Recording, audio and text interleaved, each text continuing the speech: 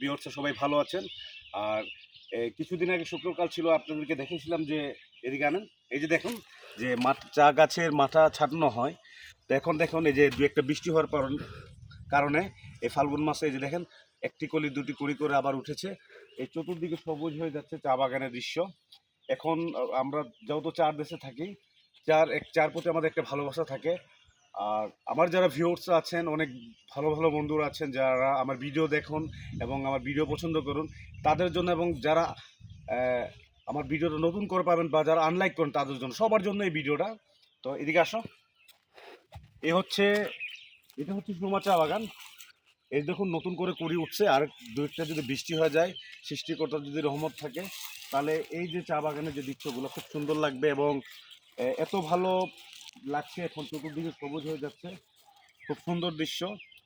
চতুর্দিকে সবুজ পাতা, একটা পাতা একটা কুড়ি। তো আমরা যত চা বাগানে থাকি, আমরা বেশিরভাগ চা বাগানের ভিডিওই তৈরি করি। আর চা বাগানের ভিডিও তৈরি করি যে অনেকেই আমাদের চা বাগানে যারা নতুন করে দেখে বা চা বাগান যারা দেখেন নাই, তাদেরকে অবশ্য ভালো লাগে। তো আমরা আসলাম এই আমাদের সুরমা চা বাগানের একটা সেকশন যেটা বলা হয়, এই সামনে দেখি আমি ভিডিওটা করি।